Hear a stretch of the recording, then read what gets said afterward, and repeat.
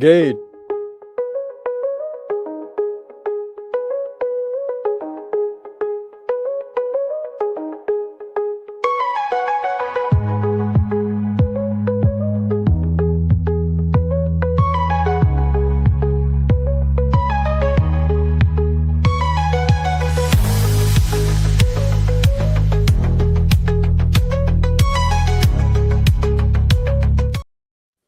I love those Microsoft seconds. Yeah. Yeah, it's great, right? Hello and The welcome 5 to second, Old 10 second countdown. Fridays. How is everyone this evening? Oh, tired, but good. Doing well. It's been a things year considered. already. Yeah, I know. It's like, what a January. Oh, no, it's the 11th. Can we start over? Yeah, this year has been something already. I want my $2. Paperboy. Is that Yes. still a career for kids? Like, do kids still get to be No, paper it's people? adults do it because you can get like all 300 adults, routes and just drive your 70s Dodge Dart around Around. Or Gremlin. or more than that. It is AMC. an adult who then might have a couple of kids that go out and do that. That's how Ken Williams from Sierra Online got that's what he did in college. He had like 100 paper routes and basically just had a bunch of kids that he'd have them go do the routes. I figured they'd just And you DoorDash the pay papers them? at this point. Or just use a website.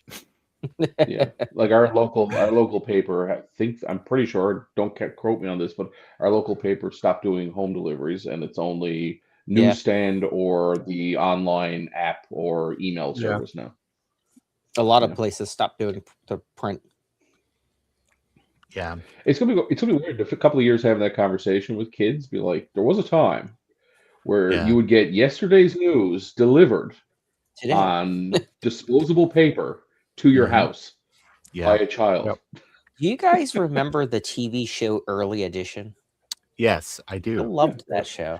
But the problem was I TiVoed it, so I had to watch it. So that makes sense. Sunday edition then? Yeah. Eventually. No, I do remember. You could find out about all the stuff, and it was like, let's see here it is, September 10th. I wonder what's coming up tomorrow. The cat was the best part. Just like Sabrina the Teenage Witch, the cat was the best part. Yeah. Who is voiced by an actor who was Elaine's boyfriend at one point on Seinfeld? Everybody was Elaine's boyfriend at some point, but Nick Mackay, that's the actor. Yes, that's how Ron got into show business. Wait, I was not Elaine's boyfriend at any point. No. You were just missed out asleep on for something, the 2 seconds. Apparently. That's gold, Jerry. Who do we Soup's get? a meal. CSU GSU Industries. Hello. Francois. Hello. Let's see. Richard Tech Chris. Hello. Ian. Hello. Hello. And that's it. Well, if Ian is here, that means there are no Pico Gus's or Pico IDs that need to be fixed or created. So there's this funny person called StreamYard. Yeah. Oh yeah. I see that. All this stuff. The duck always creeping. It's true. So, Chris what is here. on the agenda this evening, folks? Bring this meeting to order. Anything new, exciting, otherwise? Yeah. It's all kinds of exciting and fun things that are going on. Why don't we just go around? Have you got we've got a topic for discussion. We can do that second if you guys want. So sure. Why don't we start with you, Frank? Have you purchased anything interesting recently? Have you seen any sites? Oh my goodness. I did get a few things in the mail. Nice. A couple of which our good friend Gutbomb had repaired for me, which is fantastic. I got another Color Classic 2 from Japan, and it was in desperate need of a recap and a good cleaning. If I can get it out of the bag here. Gut Bomb was kind enough to take and recap the board for me, as well as the there's a fancy video capture card that we can't find a ton of information about. It was all the manuals are in Japanese. It's called a Pick Palm LC card. Okay. So hopefully we could try and find some type of dongle. Hold it up again. Hold it up again. Well, keep holding it up because I'm going to take a screenshot. No problem. I mean, because people at home will just have to wait for me. Okay, good. Thanks. Yeah, it's a LC is what it's called, and it's pretty neat. He was able to find some information on it, but like I said, the manual was completely in Japanese. So we're hoping at some point. Is that one of those? Is that one of those things where it's like still image capture for like? It's I'm not probably really actual. Sure. It's probably actual real video. Yeah, it looks like at this point in the game. Yeah, it's got a regular video input. And Frank, I'll tell you, the that dongle is it's the same dongle that like everybody and their uncle used back in the day. It's basically all it's going to break out to, kind of like an all-in-wonder. You'll have a S video port and you'll have stereo left and right. Yeah. Nothing super important. Probably just use the video. Yeah. If we can find the software, I believe I saw on a forum somebody had found the software and put it online.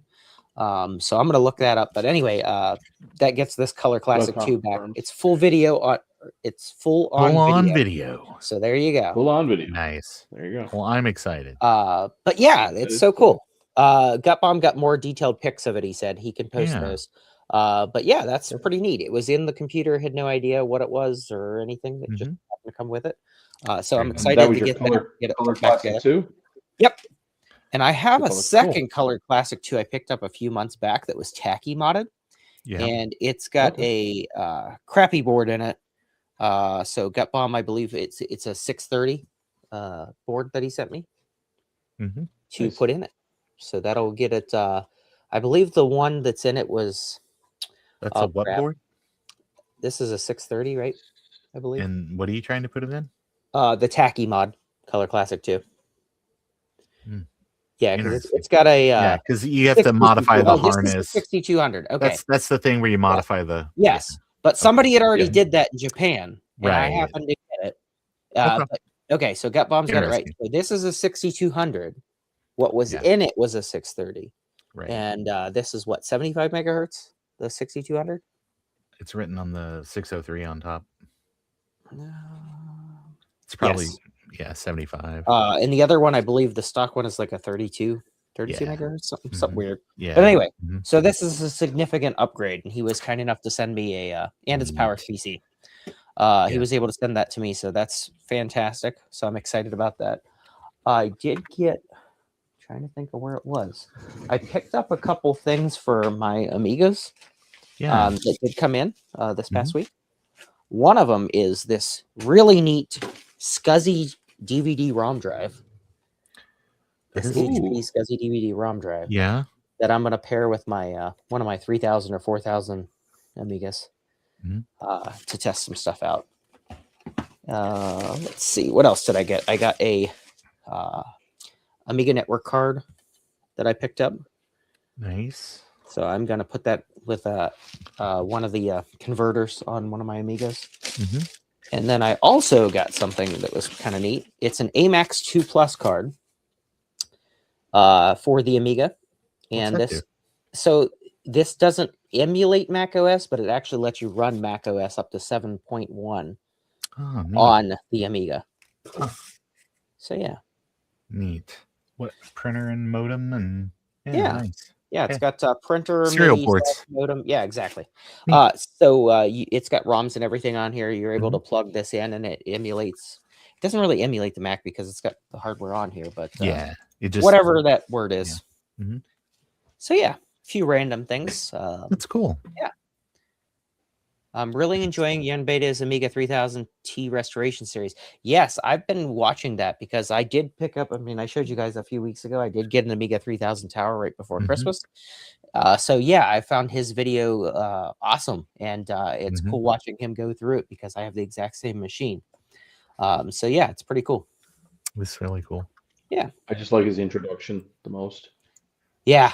No, Any interest- he does really good videos. He's very does, yeah. detailed without being too detailed Yes. to the point where it's hard to watch. Mhm. But yeah, he's a great guy. I really enjoy his videos. Ryan, what you got? Show us what you've got. I'm still Show- neck deep show in us your the house hands. rentals. I know It's- you're. my hands Yep. are- and I got cracked. Working My thumb is working cracked. man's hands. Working hands. More specifically, I've been doing a lot of grouting and cement work, so my hands are quite. How he said hi at the end. He does. Yeah, Hi, he does. this is Jen Beta. Hi, I'm Jan Beta. Yeah, it's great. Yes. Um, Great. Yeah, so I've just been basically doing home rentals for the last 3 months. So finally looking like it's getting close to the end of the renovation. Sorry, not of me giving up. Yeah, so not a whole lot in the way of retro computers recently, but I will say a fingerprint scan. Thanks. You can have all of my Reno debt. You're welcome. I have been watching a lot of videos lately, so that's been kind of fun in the evenings. I really enjoyed Ron's walkthrough video last night of what is the name of the game again, Ron? It's called Broken Age. Broken Age, yes. Unfortunately, we had some stream problems, so thank you everybody for your patience. StreamYard was not playing along nicely. No, but you got through it, and that's the most important part. Yeah, it was thoroughly enjoyable. I've been catching up with a lot of some of the videos that I've been missing out on lately. Some of the live streams that I haven't been able to take part of because of the renos and stuff. So other than that, I'm going to VCF Montreal in 2 weeks, so that's kind of exciting. Yeah, so it'll be a nice little break from the madness that is normal life. We're taking a small contingency from Newfoundland up to Montreal. Looking forward to seeing a few of the familiar faces. I know Tom Barber is attending, as is Sean from Action Retro. And I believe One Bit is going to be there. A few of our other friends, Canadian friends, are also going to be there. So it's going to be a fun time. I'm excited to go. Trina will be there, but she needs a ride. Right. I don't know. Good thing I'm renting a car. I'll run over to Toronto and get her. It's only what's hilarious 7 or 8 hours. Every time Trina does anything, the work event or whatever, it's always like planes, trains, and automobiles. It's extremely humorous to hear how she's getting there. Yeah, it's always something. Oh, Mike Future Retro is also going to be in at VCF. Oh, nice. Oh, that's awesome. Very cool, Mike. Yes, I'm excited. It's going to be the first time attending not Midwest for me. So I'm interested to see. I want to go to VCF next chance. Yeah, it'll be a very small meeting, but there'll be like 8 of us. Yeah. But yeah, so I'm looking forward to seeing a different type of VCF, especially seeing it's going to be multiple buildings across a campus. I feel like it's going to be very similar to, is it East? East is at Radio Museum or the Army Museum or whatever. It's at that decommissioned military base, but in Wall, New Jersey. Right. So yeah, I'm looking forward to that. I've got a bunch of stuff to take up with me, which is exciting. And some projects on the back burner still that are sort of forefront, but I'm not quite there yet. I'm still looking to do that documentary on the CBC custom computer that was created for CBC Radio that I have access to and that hasn't been documented. So I'm looking forward to that. What did Chris say? VCF East is a labyrinth. It's a labyrinth. Yeah, it kind of is. Yeah. Have you been brushing up on French? I know enough French to get myself in trouble, and that is the extent of all I need to know. Plus, Mark, one of the guys that's going with us, he's bilingual, so that'll be quite helpful. Though, honestly, I've gone to Quebec several times, and everybody mostly knows English. If they see you struggling in French, they'll be nice and they'll talk to you in English. It's only when you get out sort of the rural areas that you might not find English is readily available. But in Montreal or the Montreal area, it should be fairly common. So, I'm very looking forward to it. I'm very excited. But there's a lot to happen between then and now, so Yeah. it's going to be a bit of a slog for sure. Yeah.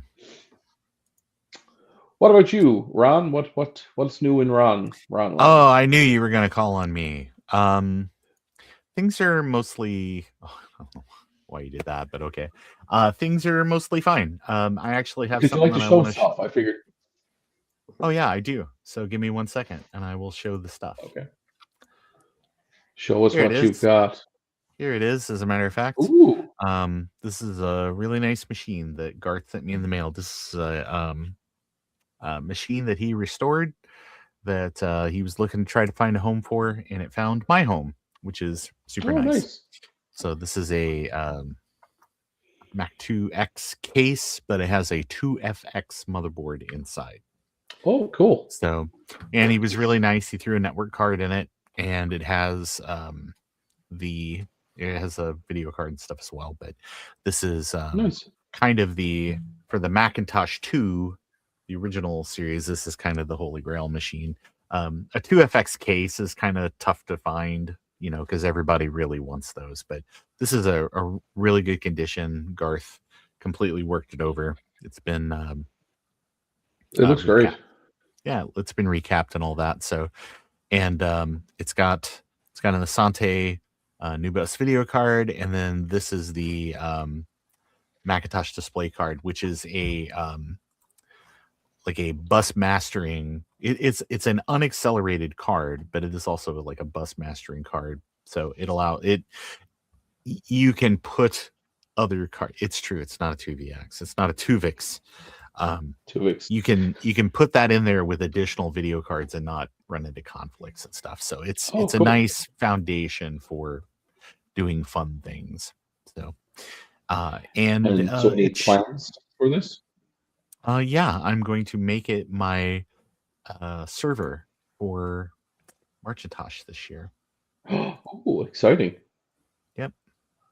So what is this Marchintosh you speak of? Oh, it's this event that happens in March of every year that starting the March 1st and lasting all the way to April 1st is basically a celebration of everything vintage Macintosh. So if you are interested to learn more, you can go to marchintosh.org for full information.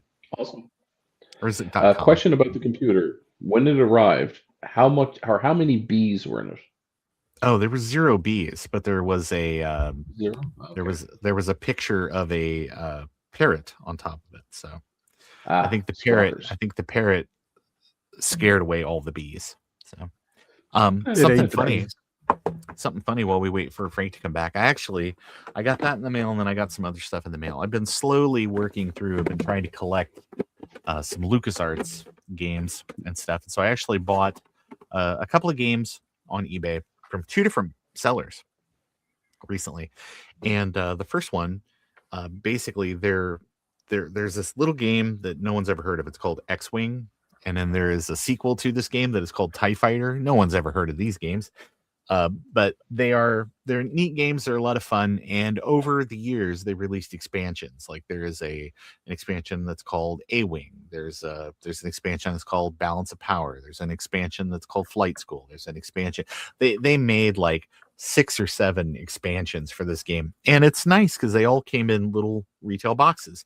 And they're smaller than regular boxes because they were supposed to be to make sure that in consumers' minds, if you went up and picked one of these up off the shelf, you would realize it's an add-on purchase and not like a full game. The original boxes didn't even say that it requires the other game.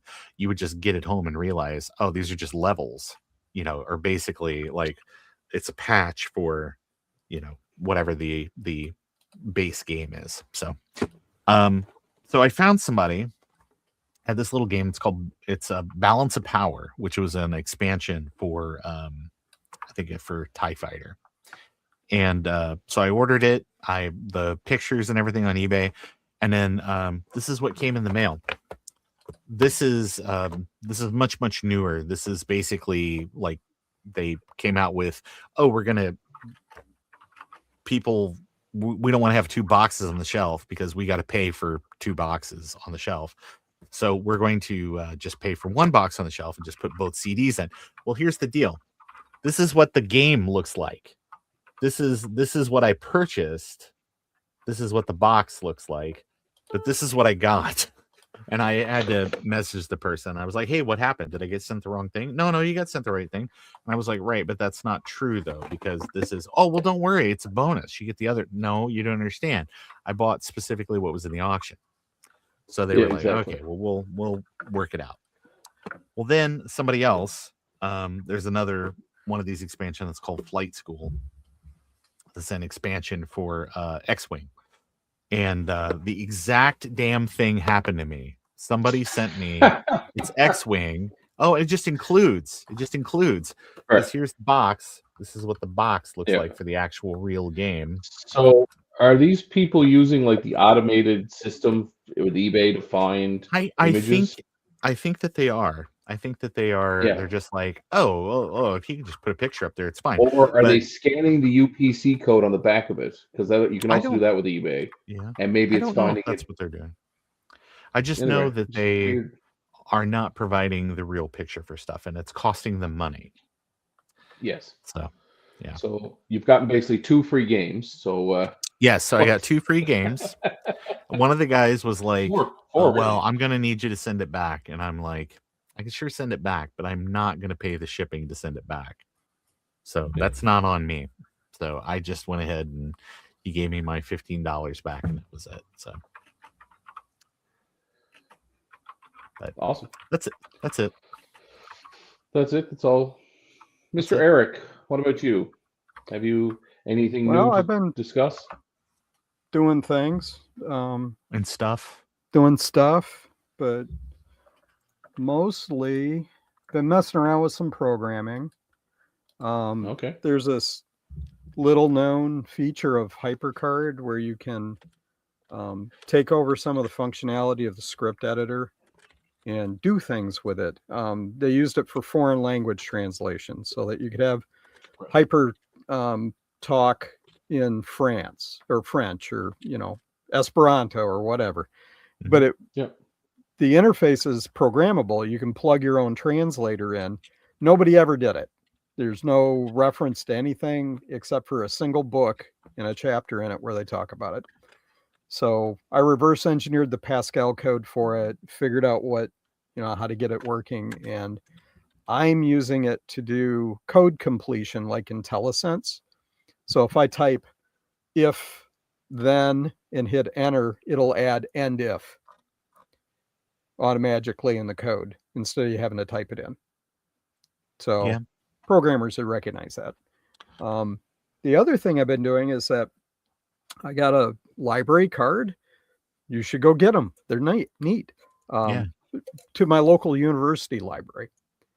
And the reason I did that is because they have a storage facility with lots of old books in it, including HyperCard textbooks and things. They also have a media library where they have discs in the manuals. And I've been picking up HyperCard stacks that were purchased by the university in the 80s, and they still have them in the library. Nice. So I've been uploading them to Macintosh Garden. Neat. Today I put. So they actually give you the floppy disks. The floppy disk along with the manual. So it's cool. And they're stored in a climate controlled facility, so they're still usable. Nice. I haven't had a bad one yet. Don't jinx yourself. Upload was the scientific and graphical toolkit that does graphs and plotting and mathematical calculations and things like that to expand on HyperCard's capability. They say it's 10 times faster than writing it native HyperTalk, so kind of a thing. Cool. And I did another one called Video Maker, which is for educators to use, like laser disc video players and an interface for that. And then before that was Hypercomposer, which is a music program for HyperCard with a keyboard and stuff. So I just keep going back to the library and checking out more stuff. Nice. Awesome. Oh, gentlemen, it seems like we've had a very full few weeks since the last we talked. Yeah, there's been a lot going on. Yes. And someday I hope that one of those full weeks we have is Frodo putting out a video. I did work on a video, and know I you did. told Joe my frustrations because Oh no. I recorded. So for those, I'm sure everybody here already knows, I did finish up the Power Pig, and I Mhm. got the Amiga cable fixed and everything, and I was Nice. testing it. So I recorded myself with this very microphone, sitting at the desk here, talking about it, showing it, going through a bunch of stuff. Then I went out to the other side, connected it up to the Amiga, did some video of it powering on, the workbench, all that kind of stuff, explained more. Then I came back here to wrap up the video, recorded the segment, talked about it and everything, dumped all those files into Final Cut. And guess what? The ones I recorded sitting at the desk had no audio. Even though OBS that I recorded the video and audio with showed the audio there, for some reason Yeah. it didn't translate or something. So I got to re-record it. Well, So great. yeah, I did try, consider it and that was on the practice. first because I thought it was funny because it was Mhm. oh great, I'll do my first video on the first. I said it'll be cool, and it didn't work out. Yeah. And here we are on the 11th, and I still don't have it done. Yeah.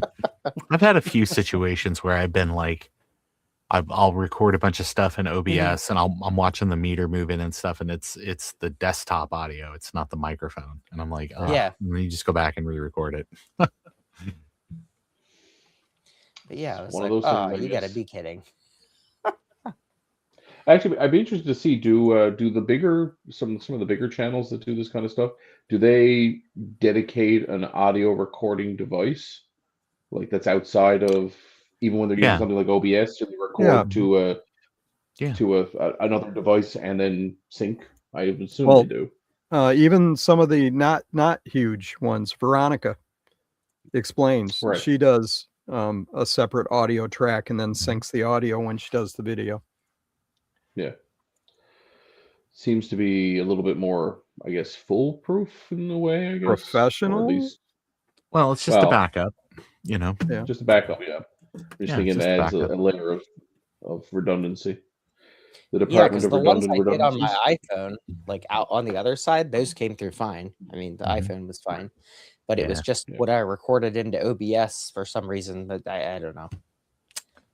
It's Oh, well. always something. It is what it is. So, Oh, gentlemen, that's what is this evening's discussion topic? I saw a flurry of activity in our discussion chat over the last couple of days. But, Whiteout. I was Do you like whiteout or you don't like whiteout? Do you use the tape Well, whiteout I or do see, you use I- liquid whiteout? so I started to use it, but after a while, it just takes out the whole screen. I You have know. to scrape it. I know. Scrape it off, and it's. I did 3D print a scraper for my my monitor. I don't know if it'd work for you guys, Okay. but I'll share the files after the stream. I think the topic for this week that we had kind of batted around was the idea of loot boxes. And Yes. are they a net positive for humanity? Ooh. Point and counterpoint. Yes. Okay. I'm going to say that they're a net negative, but I'm willing to listen to your opinions about this. So, but basically, a brief history of loot boxes. If you are someone who has been under a rock for the last 10 years, and that's okay. It basically, the idea is this: is you have a company that has a theme, and that theme could be we sell hot sauce, or it could be we have capsule toys, or we have comic books, or we have it's fancy underwear, or it's whatever. That basically every month you will pay them a flat fee. It's okay, Chris. You will pay them a flat fee, and that item will arrive to you in the mail, a curated sort of experience that would, based on whatever that month's theme is. It could be, oh, it's the Futurama month, or it's the Star Wars month, or it's the Teen Wolf month, you know, and you would get those things in the mail. And so the history of this is it's kind of started that it got targeted at Gen Xers because of nostalgia. So everything was kind of based around the nostalgia. Prior to the idea of a loot box or a blind box or a like a club for whatever these packages are, was normally like the what is that place called? Oh my gosh, like Swiss Colony, where it would be like the cheese of the month club or the the meat of the month club, or yes, or Bacon of these the month. things where you would basically get something in the mail every month as just something to look forward to at a time before Amazon's and instant gratification. So about 10 years ago, you had a company that popped on the scene called Loot Crate, where you basically you just paid a subscription fee, and every month you would get the curated Jelly of the Month Club. That's exactly it. Yes. So, but basically you would get a item based around a theme every month, and that's it. And there's been a big rise and a fall to that. And so basically we were going to have a discussion this evening to just talk about if you had ever participated in something like that, what your experiences were, if you thought that was a value, if you thought that it was more of a predatory exercise, or if it was something that you thought gave actual value to consumers. And then kind of based on that first part of the conversation, we'll talk a little bit about the backlash that happened and laws that have come up around these different organizations, or at least strong suggestions from attorney generals in various states. And then we'll finish up our conversation from there. So, gentlemen, has anyone here ever been a member of and I don't want to call out Loot Crate specifically, but has anybody been a member of one of these like loot box, blind bag sort of clubs? So that's not the same as the Columbia House where you get all those free CDs, right? They're not free, Frank. You're still they still have a loan on your boat for your 10 CDs for a penny. When we talked about this earlier, I couldn't remember anything that I've ever done that was similar to that. The only thing I can think of that might have been close was several years back I did, and I can't remember what the site was called. Essentially, they had somebody that curated your clothing, and they sent you a box of clothes from your personal stylist. Yes. And it was never anything that was that great, so I canceled it. But I think that's probably similar.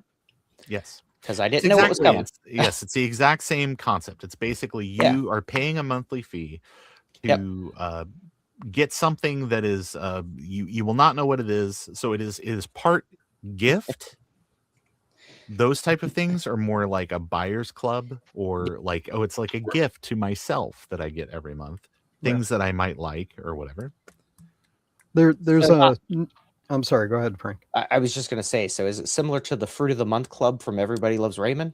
Yes, or Jelly of the Month, or all those type of things. So there's another more recent aspect to loot boxes too. There's a gamification kind of a version of loot boxes, and some countries are outlawing them for gamers that are under 18. Yeah, that's number 6 on our list here. Yeah, for things we'll get to. But I'm sorry, Eric, did you ever participate in something like this though? No, but my eldest daughter did participate in. You got a box, and it was like you said, it was themed towards something. I don't remember what it was. It was Japanese candy. Yeah. So she would get various forms of Japanese candy, because she'd give some of it to me, like, this has fish, I can't have it. Yeah. Ryan, what about you? Fish candy, my favorite. Well, she has a shellfish allergy, so anything that's got anything related to that, and believe me, they have some weird candy.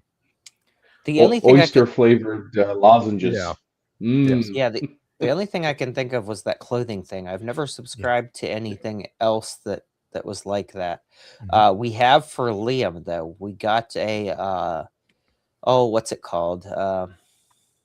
I could see what it looks like in my mind. It's a green box that comes every month, and it's got a different activity and stuff.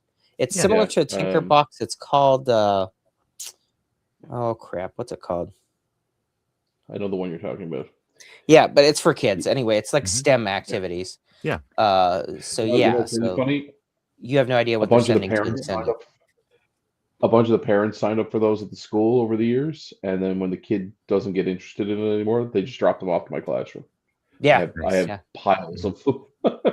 They're great, but Yeah. yeah. So maybe a net positive there. I don't know. For me, the only one I ever really KiwiCo. subscribed to, and it wasn't a that's it, KiwiCo. I couldn't think of what it was. The only thing that I've ever, it's not a subscription, is remember when uh what was the name of the website? Tink or ThinkGeek. When ThinkGeek used Yes. to have Yes. like you get a bag of T-shirts for Yep. $20, and they would just Mhm. they would ask you what size you were, and they would send you ThinkGeek like 5 random ThinkGeek T-shirts in a bag for, but it wasn't a Mhm. subscription. It was just a Yeah. one-time buy, That was and that the kind of got company. me thinking. Sorry, I was going to say that was the company I was trying to think of earlier what it was called. Because you used to get free coupons for the ThinkGeek, where you added Yeah, it on it like value, like vouchers or something. Yeah. Mhm. yeah. Yeah. And then on top of that, I guess thinking back to when I was a kid, the closest thing I could think of were, remember those mystery bags you would get at like the Mhm. convenience store would sell these, Mhm. like Yeah. they call them grab Yes. bags or mystery bags, Yep. and Yeah. there would be a Mhm. a paper bag, and inside you'd have like a candy and a Yep. crappy toy and Yeah. maybe like some sort of like activity book of some sort, Yeah. maybe a pen or pencil or Crossword a or brand yeah. Mhm. crossword or something. Yeah. Yeah. Anyway, Mhm. that's what got me thinking of when you said Loot Crate, but I've never actually Mhm. subscribed to any of the. Yeah. Mostly because I There always was, thought they were a bit of a scam. I'm sorry. I did remember it took a while to tickle the brain cells. When I was a kid, this is Mhm. way back in pre-internet days, black and white TV days, there were two things I got. I remember getting sticker books for science stuff, and they would send you stickers every month. Mhm. And you could fill out the book with stickers. You had 5 minutes of bliss, and then you were done. Yeah. And Mhm. then the other was foreign currency. You used to be able to get, paper money from different countries. So it'd be you spent, I don't know, $1 or $2 or $3 a month, and you would get 10 cents worth of rubles and Okay. Yeah. stuff like that. Yeah. Mhm. Yep. I can Well, remember in elementary school they had somebody come from the USPS and they were selling those stamp collector kits. Mhm. And I remember getting one of those stamp collector kits, and then you can sign up to get them in the mail. Mhm. New ones as they're released. Yeah. Stamp of the No month. idea So whatever happened to it, but sorry, go ahead. So the point being, the common thread on all these stories is that the idea that there has been these clubs or something where you would receive something in the mail has been something that has existed for a very long time, and they either exist as something that has a lot of value based on what you get back, or it is something that is very predatory in terms of like I'm putting in $10 and I get $1 worth of something back, and that seems to be, I think, word gets around and those things go under pretty quick. But I think anybody that's involved with vintage computing is probably going to have done this next thing that I'm going to mention, which our friend CDI mentioned here in chat, which is as a teen, I signed up for a share word of the month club thing for $10 a year. And then basically you get some discs in the mail. And what that is called is DOM. So disc of the month. So disc of the month clubs. Those were a huge thing back in the day where you would get like some Apple II software, you get some Amiga software, you get some things like that.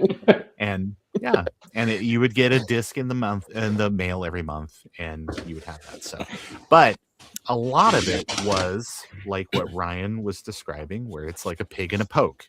It's a bag that just has some random things in it. You didn't know what the theme was going to be every month, but just based on reputation, you would know if it was going to be a good deal or not. So, what changed?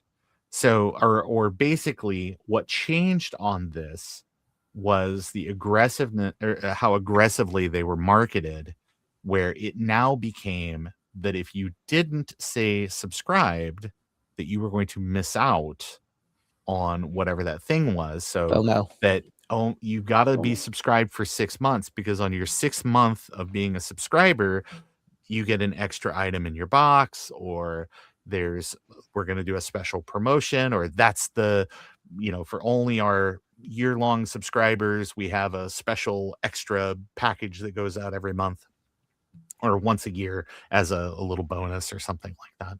So the FOMO kind of aspect of it, low return on investment, and did you need any of this crap anyway, I think is what Right. keeps people cycling out of those things. So what was brought up by Eric earlier is about, and that's 0.6 on our little thing that we've got, is that the backlash from consumers, that how much of this consisted of a jelly of the month club, where that you're just going to get a selection of nice stuff that has a set value based on your investment, that you're going to get that every month, versus how much of it is, we're going to give you a bunch of piddly nonsense, but there's going to be one item in your box that is going to be a high value item. And of all of our subscribers, there's one person that's going to get the golden ticket that will then have whatever the high value item is. Yeah. So at what point does that stop being a club that you're a member of, that you can get a thing, and it becomes gambling? Yeah. Discuss. And I've never really thought of it from that perspective before, but you're absolutely right. It does have that aspect of essentially like throwing away money on scratching lottery tickets or whatever. Yep. That's because, a good analogy, I would a say, lottery ticket. Yeah, I mean, it's the same thing. Essentially, you're risking, whether it's $1 or whatever the lottery tickets cost, on a chance of hitting big. But most cases, in most people's experiences, they don't. Right. So when you have a club like that, how do you justify that you're getting something of actual value, or it's worth, let's say you're paying $10 a month for something. Are you actually getting $10 value of the stuff that you get? Right. Like, how do you justify that? And like Ron explained, in the case of the jellies, you're getting 5 jellies every month, or 5 jams every month that are worth, $2 to $3 a jam. So yeah, there's your $10. That makes sense, right? But when it's something like, you may get something that's worth nothing, or you may get that rare gold widget for $50 a month. We have a Lego club where everybody gets a little Lego set for $5 a month, but one person that subscribes gets a $100 Lego set every month. Right. Yeah. Do you expose to your subscribers what the odds of winning are? Is there a regulatory body that oversees exactly who wins, how they won? Is it fair? Did you just give it away to an employee? In the case of Canada, at least, I'm not sure how the US works, there needs to be taxes paid by the lottery person, the company providing the lottery, has to pay a portion of the taxes back to the federal government or provincial government, depending on where it is, based on how much money is raised. Right. So yeah, there's a lot of loophole, or a lot of gray areas there, I guess. It is absolutely a gray area. So, and I think a lot of states have to. Well, I was going to say, just bringing the whole idea of, it's no different than when you buy Pokemon cards, right? I see a lot of kids and other sports cards getting addicted to buying Pokemon cards because they go, oh, this might be the one that has the rare Charizard in it, right? Yes. Yep. The latest thing, I think, is those stupid Labubus or whatever they are, where you buy the box and you don't know what's in it, or Fufus, or I got no idea what they are. That the kids Same thing with Lego. Like all of the original, something you'll remember from when you were a kid, are capsule toys.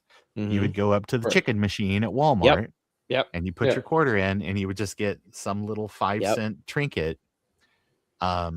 but it's like there was a point where that changed, where now you go in and where that machine used to be, it is now a game of skill to claw and pick up something, or that if you can make the key fit through the keyway, it'll drop an Yes, I've iPad. seen those. Yep. Or so at what point does that become gambling? Right. If it is not truly 100% skill based, and we know that it's not, But they're it's not intentionally, 100%. even skill-based. regardless of that, they're intentionally made to be addictive because you Mhm. put your dollar in, Yeah. you do it.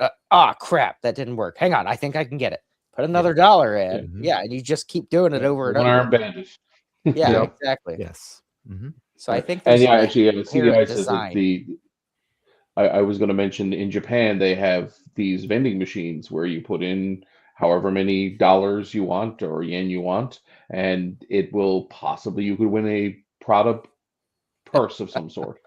But more than likely, you're going to get some sort of like makeup or hair product, right? There you go. So Battery of the month. CDI, if you ever went into Radio Shack and did not redeem your battery of the month club for a 9-volt, you were a dum dum. You got to go. You got to get the expensive battery. The most expensive one, the 9-volt. Yes. Yep. and then go replace it in your smoke detector like a proper person every 12 months. Mhm. Yeah. But So yeah, a lot of and I think states. So a lot of states have Go ahead. now basically put restrictions or started to put restrictions on those types of services to try to keep it to the point where it does not cross the line into gambling. And what you have noticed is that a lot of these services have, by either reputation or not wanting to run afoul of attorney generals, Mhm. have decided that they will just cease operations. So Right. I used to be a subscriber to 2 different services, one of which was a comic book service that basically was, we're going to send you like Silver Age comics. We're going to send you Bronze Age we're going to send you kind of Bronze Age comics, and there might be a Silver Age comic stuck in there. There always was, but it was like Baby Huey. It was not like, it wasn't value. something that you really, it was like, you might occasionally, because I think that they realize this is the FOMO part of it, is they would realize that we can't always just send you Mary Worth comics.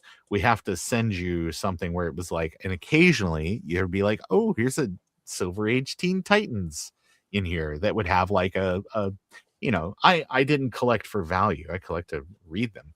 And it's like, but it might have like a face value of like $5 or something. So they were seeding to keep you addicted and keep you in the service. And I did it for, I think, a year or so. And then I had another one that was just paperback books. So it was, you would get a stack of paperbacks every month that were, I think it was only like $10. You would get like 6 paperbacks every month, and there would be a theme every month. So it might be, it's like sci-fi one month, or it would never be a specific author. So it would be like sci-fi one month, it would be westerns, it would be self-help, it would be cooking, it would be whatever. And so you would get X amount of books. Sometimes if the books were bigger, you'd get fewer books because they're also balancing shipping costs and stuff in this too. Right. But I never got anything that was worth reading. It was all stuff that was just like stuff from the 70s or stuff from the 80s that was just not my thing. And what I would do is I would just turn around and donate them locally. And then I figured out if I'm just going to do that, I could just donate that money locally and save the middleman. So, Yeah. Right. Yeah. But for me, it wasn't a great value. I didn't feel like I was taken advantage of because I kind of knew going in. But the comic book thing did feel very gamed, just because of that they knew that if we're kind of getting up to the renewal, we better seed this with something good finally, or otherwise, it'd be no good, or they'll drop. So, and I guess the next logical step to this whole thing is you talk about gamification, but the actual this existing in games. yes. Right, the idea that there are now microtransactions happening in games that are loot boxes that you get very, like a couple of the kids that are older kids in my class are gamers, and they talk about how much money they've spent buying skins for Call of Duty and skins Oh for gosh, yeah. Fortnite. Mhm. And like it's not unsubstantial. And when they buy them, they don't often know what they are. Like sometimes they know they're buying this thing, but sometimes it's literally, yeah, you buy this, Mhm. mystery thing, and you might get something good. You might get something that's just generic and not worth what you Yep. paid it for. So, Mhm. but again, because these are digital assets, it doesn't cost the creator anything. Right. Yeah. Yep. Unless there's some sort of tie into another product where they got to pay licensing. But for Right. the most part, it's it's just they pay the content creator in their company. I guess Epic pays their graphic designer, Mhm. maybe. Well, Right. as it was And mentioned, the whole thing with Pokemon and how, right. and there's a number of these companies that have online games. So Pokemon has one. Sony had one for Star Trek, or I'm sorry, Star Wars rather. They had a Star Wars card game that you could play that was kind of like Magic and things like that. And they had redeemable items. It was a digital card game that had a redeemable item inside Star Wars Galaxies, which was their MMO at the time. And people spent hundreds and hundreds of dollars on, because it was basically, if you could buy a pack and it might include something, but if you bought a box, it was guaranteed to include one rare accessory Mhm. for the game.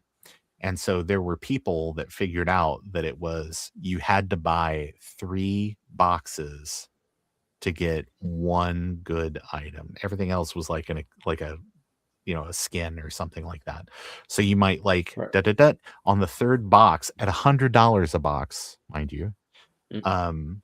you would get a vehicle in the game that you could use, which did not have any value to anything. It didn't imbalance the game or anything. It was just like, oh, I can drive around in a ATST or something like that.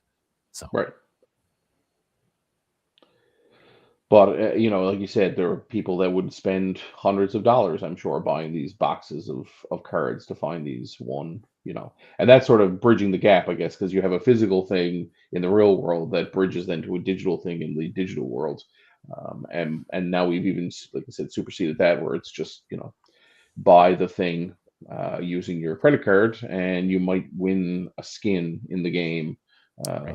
all online, and there's no, Mhm. it's it's gambling. It is.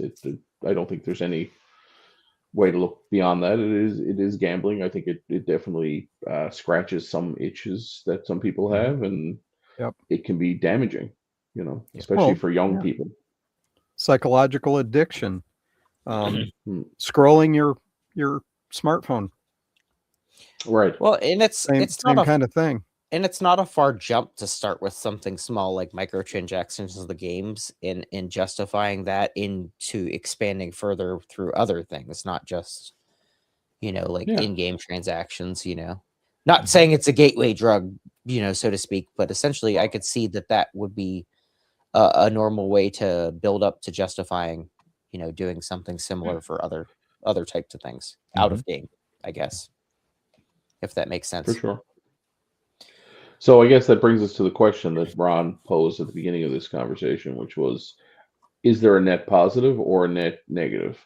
I'm going to say there's a net positive to the bottom line of these billion-dollar companies. Yeah, I think so too. Yeah. Well, But, it really depends on the situation, I feel like, in some cases, because like the AmiNet CDs, I mean, there was other software of the month type things, but Mhm. a lot of that is you're getting exposure to demos of a lot of games that you wouldn't buy or even look at otherwise, to be honest, with a lot of these things. yeah, So I could see where that's interesting. But for some of the other boxes of things, I mean, I'm pretty good at buying enough junk on my own that I don't need something else that I don't even know you what it take is you, coming, you take you one know? trip to Harbor Freight, or Oh you my take one gosh. trip to Princess Auto in Canada. Yes. You're spending $100. Like, That's a bad place. That's a bad place to go right, to. bare minimum. Are you a I member can of the always club? find something. Are you a member of the club there? I've done it once or twice on a bigger purchase. because of the savings that you get on that bigger purchase. So I've only bought it. What did I buy? I feel like I bought a generator or a pump or something one time where it made sense to do it because I would save more than I spent. It's like $50 a year to join the club. Yeah. And if you could save $80 on a purchase, it's honestly no different than I'm a member at Costco, BJ's, and Sam's Club. All three. Same thing. But I I'm think paying a subscription to go and shop at their store, and I might find something I want, and really, I might not. But in the case, It's a gamble. I'm pretty sure in the case of all of them, you get the money back for your subscription if you don't save that amount of money over the course of the year. Yes and no. So I'm wrong. You get the subscription renewed for free, basically. I don't think so, because there is a thing with they told me when I got my Costco membership, because I have to drive to Syracuse for Costco. They told me the Costco membership, I've got the executive membership, and I feel like it was like $100 or $120 a year or whatever. Yeah. And the lady told me straight off the bat, being that you're traveling to get here, if you don't save X dollars in the first 6 months, you know, like on your money back or your rebates or whatever, then don't do that again. You know, like she flat out said, it's not worth it to do that. So get the here cheaper in Canada, one. if you don't get your money back, if you don't get the 120 or 140, whatever it is here in Canada back, they re-you up for the next year for free, or not for free. I don't know. You just don't have to pay for your next subscription. Now at Sam's, I definitely make my money back because I get the Sam's cash back, you know, when I shop there. So I do for sure. I definitely get my money back for Sam's. Yeah. I don't know about BJ's or the other one. To circle back real quick. Oh, go ahead. Sorry, go ahead.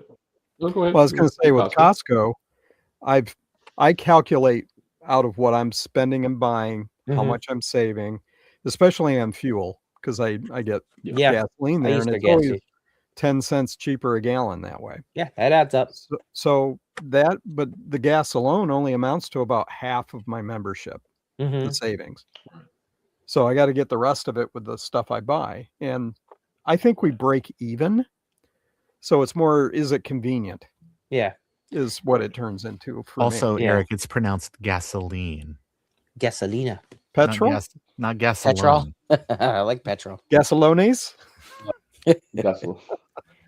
But if we can circle back for a second here, Gut Bomb makes a very, very good point. The last couple of years, we've seen a rise in sports gambling, especially as sponsorship, even on YouTube. There's been a marked increase in sponsorship on YouTube for, DraftKings and a few other online gambling. And maybe, as he says, there's a direct correlation between, kids getting into loot boxes and into microtransactions, and that naturally turning to the gamification of sports betting. Right. Softens you up. I think part of the downfall too is being able to gamble on college sports. It's it's just sort of like eroding away. It's one of those things. It's like they like having a warning on the carton of cigarettes. It's like this product causes cancer. I see those vehicles going around with the sports betting stuff, and it's like, hey, if you've got a problem with gambling, bets off, kind of call our support thing. If it's right there in front of you, hopefully enough people realize that this is set up to extract as much money as possible from you. Yeah. The house always wins in the long run. The house always wins. In my experience. Sorry, go ahead. Go ahead. I was going to say, in my experience, I've gambled more on fast food in a lot of cases than I have on anything else. Especially when we used to have the Long John Silvers. Oof. And dropping this even closer to home, the idea that it's now on your phone and that notifications are turned on. Well, that's anything anymore with the cell phone, because back when I was in school, we didn't have cell phones and stuff that everybody had. But when you were bullied at school or picked on or any of that kind of stuff, it was only at school. It was during school hours. Yeah. Now it's 24/7, 365. And it's so hard for kids these days, especially anybody that's considered different or of different thinking or anything. It's just 10 times worse. Or even more. Frank, so shut the up, gambling, nerd. Yeah, I know, right?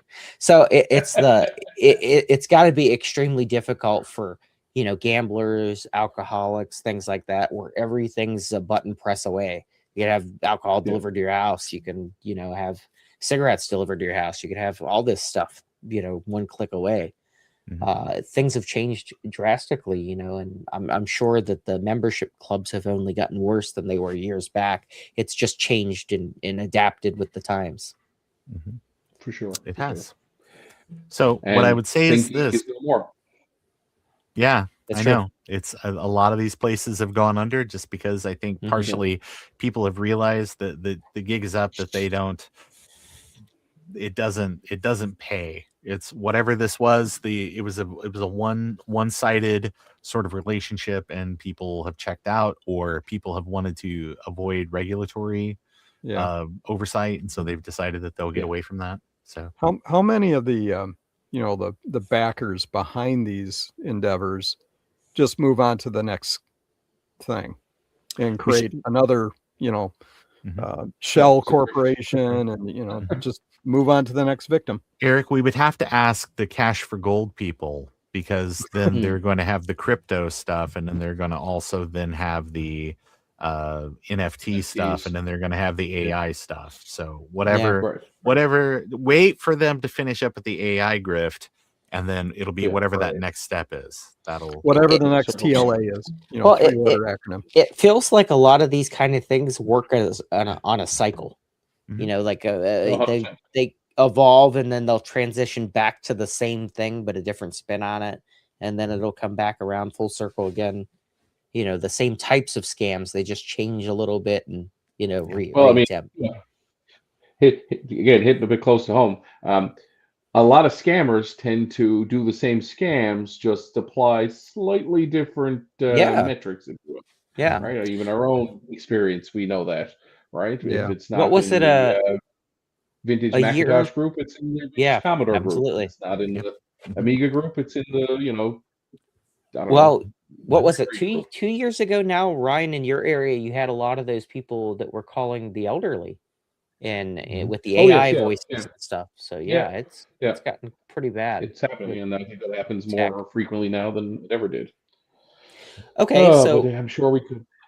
Changing gears, but sticking with the same premise, with AI the way it is now, do you think that some of these, not necessarily fruit of the month, but whatever of the month clubs, do you think that somebody's going to come up with something now that's essentially AI made artwork or product of XYZ and sell it as, I'm going to give you this, but then there's no work really involved in it at all because they're using AI to generate the content that's going for whatever XYZ club of the month? That's a real thing. I'm sure. It's already happening. I mean, I know dropship like T-shirt manufacturing has become very much inundated. I've seen scripts lately that will go out and scrape Reddit for the meme of all the memes that are created, and then convert those to T-shirts. So that all you have to do is go on Twitter and say, like go to a picture and say the words, this should be on a shirt. Yeah.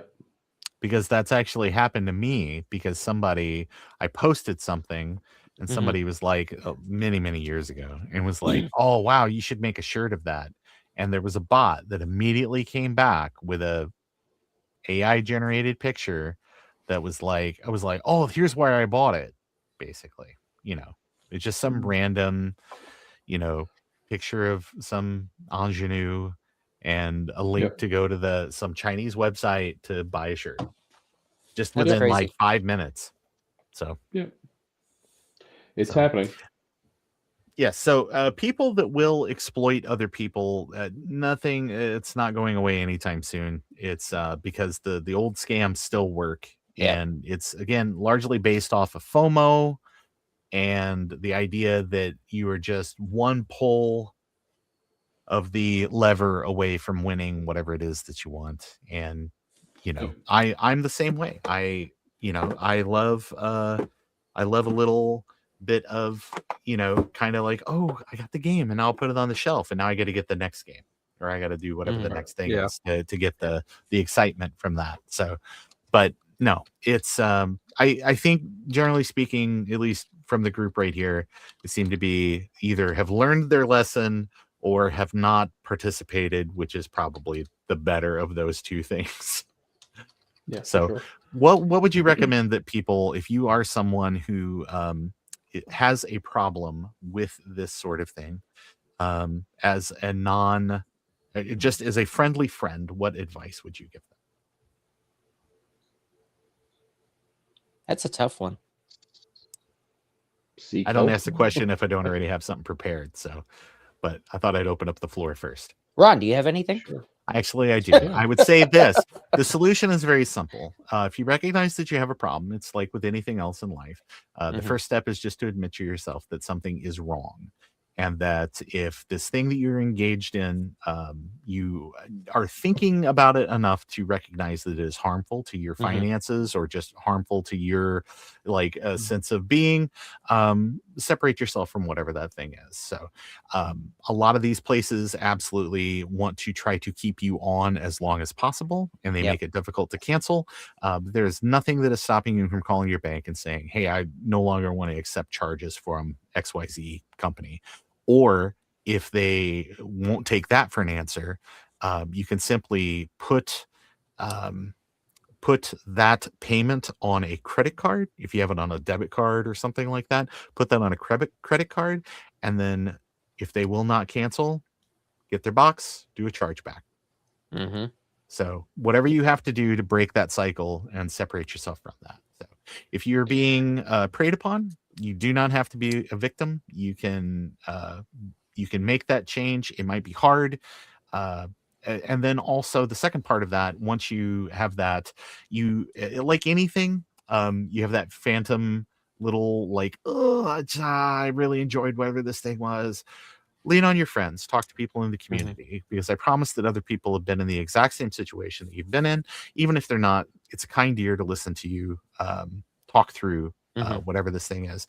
And then the final part is to replace that behavior or that activity with something new and positive. It might have been something where you were like, oh, I really look forward to getting the that whatever, like the comic book or something like that in the mail every month. Maybe instead instead of spending $20 a month on that, call your local comic shop and just say, hey, what is a popular book that's out right now? And just sign up to get that one book. So you can take something that was kind of more of something that was taking up a bigger portion of your life, and you can still enjoy that thing, maybe in a more manageable, financially aware and safe way. And also help a local business that isn't something that's largely set up to prey on people. That's it. That's my Exactly. advice. Very well said. Thank you. Awesome. Here. And if you'd like to sign up for Ron's, Therapy of the Month Club, Yes. I have an Adventure of the Month club Yes. that you can join. Yes. Yes. Ron's game. new book, Baby Steps, is coming out soon. Yeah. It's just small steps. I mean, nobody said you got to rip the Band-Aid off, but you can replace activities in your life that are doing things that are less than good for you, with other safer things that you can more easily control. Not necessarily stuff like that too, but it's easy to get carried away in the hobby. Buying machines, buying computers, things like that. Deals come up all the time. Tell us more, Frank. Tell us more. Tell us, Frank. Let me testify. It's easy to get wrapped up in a new project or a new thing, and you can go down the rabbit hole. So I to myself am one of those people where once I get started on something, I got to have all of the thing, not necessarily multiple of the same thing, but like I go in order and I've got to have all the variations and models of that same thing. So I mean, I could tell you too, there's only so much room you got. Just build another barn. Just build another shed. Just build another. I'm on the third call edition to this one, so call up the Amish and say, hey, put another barn on my property. Yeah, I need another shed. Need another shed. But all joking aside, it is easy to get wrapped up in things like that. You don't always have to have the physical thing. A lot of these things you can emulate, or you could talk to somebody else in the hobby and see if, hey, do you have one of these? You know, a lot of times people will give you something, you know, especially if it's something that, you know, that they're willing to pass on to somebody for you to learn about something and get your hands on something. So that's There you always go. a great resource too. There's something we should start, the vintage computer library, where if somebody needs something for a video and you're within decent mailing or driving distance, I can send you a computer. You send it back when you're done with it. That's right. Right. I do that with Gut Bomb. I send him things for his videos. Yeah. You know, other people too. You know, if I have it, there's no point in you buying it, especially if all you're doing is making a video. Because then you got to worry about buying it and then storing it and then repackaging it to sell to somebody else or get rid of. All this stuff needs to go. Yeah. Eric's Eric, paring you down all to an will be there Etch a Sketch. Yeah, I am starting to, and I used to say it was a 5-year plan. 223 weeks is like 4 years.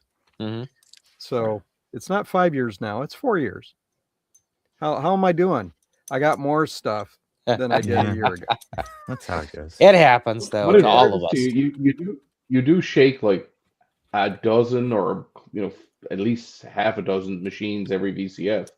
So yes, yeah. If you need a plus, I am going to have several at VCF Midwest this year, and I will price them to move like I always do. So. Well, you don't want to take it home with you, right? That's right. So, that's one of the best, Ron's best advice. Wait till Sunday, and people usually don't want to take stuff home with them, so you can usually get it for whatever price you offer. Yep, that's exactly right. It's if you can wait, wait.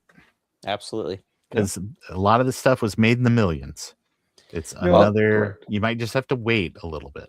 Yeah, that's one of those things with the hobby is you know, like you have these ups and downs. So like somebody comes out with a video on PowerBook 170s. Okay, well now all of a sudden you're not going to see anything for a few weeks or a few months because a bunch of people bought some up. Well, wait a few months or a year, and then all of a sudden here's a bunch more back on the market. You know, so the LGR effect. Yes. The V Westlife effect. The Techmoan effect. Yeah, Techmoan effect. Yeah. Yes. Yeah, the other thing I like to say is that a lot of us who go to VCF Midwest, we talk to each other, and you know, if somebody says, "Hey, I'm looking for X," if you're going to VCF Midwest, we can save on the trouble of shipping. Especially you're looking for X, Eric? Hold on, how much you need, brother? Yeah, I got it over here. Yeah, but no, seriously, if if somebody wants a CRT based system like a classic Mac or something, yes, they can be shipped. You know, Ron has had videos showing how to do it and everything, but it is so much simpler to just be at VCF and say, "Here you go." So, if people want stuff, you know, ask. You're coming home with me now. I also Are don't we in like an up or down cycle? I'm sorry, Ryan. That's a hard one. Sorry. I was thinking. I apologize. Based on eBay prices, I'd say it's a up in expense cycle. Yeah. And it's really kind of been on, you know, exactly. Like I said, it's the hot topic of the month. Whatever the hot topic of the month is, it just sends it straight up. It's whatever the nostalgic thing is at the moment. Yes. So I will tell you something that is definitely on the downward right now, and that is Atari 2600. Atari stuff in general. Yes. Folks are 100% not as interested in that. Right now with the C64 Ultimate that came out, C64s are up a bit right now because people are going for the originals too. Yep. So it's all timing. Whole thing's timing. Like I said, a lot of this stuff can be emulated too. There's no need to buy the physical thing in most cases because so many clever people have come out with great software that emulates it. Yeah.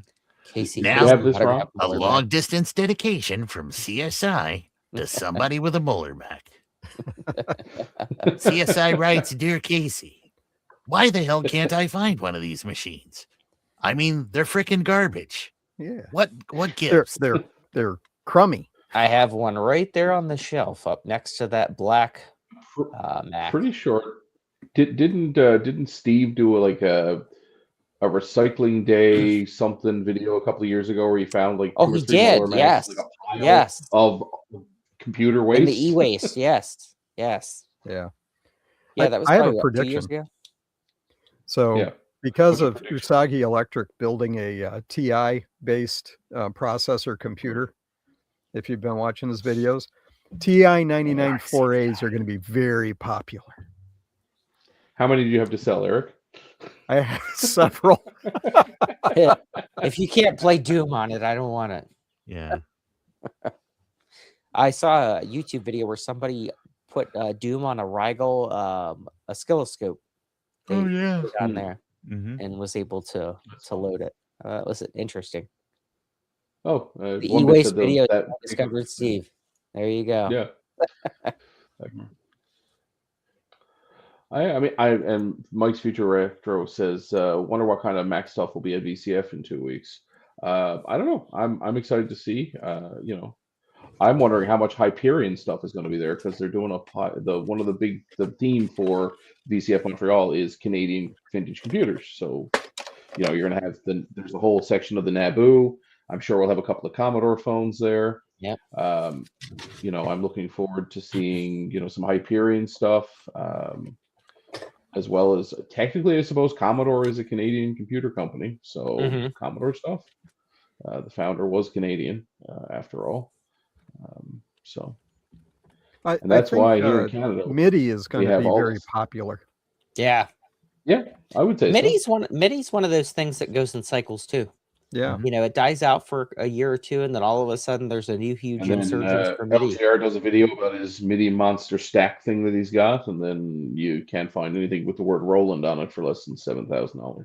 Yeah, Gutbaum does quite a bit of MIDI stuff, so he's original into music. Yeah, Cool. a lot of cool stuff out there. Yeah, absolutely. Well, gentlemen, we've been going about an hour and 17 or so minutes. Does anybody have any final pearls of wisdom or anything to sign off with before I fall asleep on the stream? I would just say the advice is if you are in a situation where you feel like you are out of control, you need to investigate things on how to get into control. And if you do not trust yourself to make that first step, talk to your people around you, talk to the people in the community, talk to your family, talk to clergy, talk to your doctor, talk to someone that you trust, and figure out what that next step is, because you do not have to be owned by an addiction. You can absolutely break away from that. You just have to make that first step. Perfect. Well, gentlemen, it's always been a slice. It's been real and it's been nice, but I think this evening I can say it's been real nice. So It has. Thank you for Good topic for of joining us. conversation. Yeah, Good I think topic. so. I like these topics that just seem like a conversation. It's good. Yeah, I think that's the point, right? Yeah, it is. It So, is. and again, CDI. Sorry, CDI. Yeah, and you know what? We didn't do this evening, which we do every other evening. What's that? We didn't go on any movie tangents. Oh, did thank not. goodness. Yeah. Usually we end up going something, Talking about a and movie. it usually goes back to Back to the Future or Jurassic Park or something. So I briefly talked about Star Wars. Yeah, and Star I made a Wars, okay, movie fair enough, reference fair enough. earlier. Yeah. So yeah, I think But it talking might not is be going to realized. be big. I think well, good night, everyone. I guess is that good? We're good. Shut her down. Yep. I think We're good. Have a Okay. wonderful evening, folks. Yeah, it's good Thanks to see for everybody. joining us. We'll see you in 2